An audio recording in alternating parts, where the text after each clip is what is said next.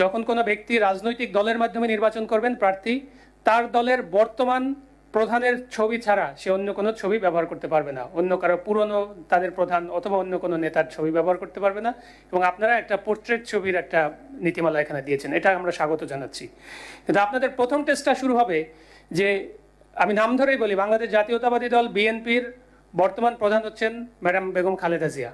তো তারেক রহমানের ছবি বিএনপির কোনো প্রার্থী যদি ব্যবহার করে, আপনাকে প্রথমেই তার উপরে এই বিধিমালা প্রয়োগ করতে হবে, এবং সেটা প্রয়োগ করে আপনার সক্ষমতা প্রমাণ করতে হবে যে নির্বাচনী বিধিমালা স্পষ্ট করে বলা আছে শুধুমাত্র দলীয় প্রধানের ছবি ব্যবহার করা যাবে। সেই দলীয় প্রধান হিসেবে যদি খালেদা জিয়ার পাশে তারেক রহমান বা শহীদ প্রেসিডেন্ট জিয়াউর রহমানের ছবি কেউ ব্যবহার করে, তাহলে তার উপরে আপনাকে এটা প্রয়োগ করতে হবে। আমরা তখন এই কমিশনের সক্ষমতাটা দেখতে পাবো, তাদের আন্তরিকতাটাও আমরা দেখতে পাবো যে তারা কতটুকু আন্তরিকতা নিয়ে এই আইনটা তৈরি করেছেন এবং এটা প্রয়োগ করার জন্য তারা কতটুকু প্রতিজ্ঞাবদ্ধ আছেন।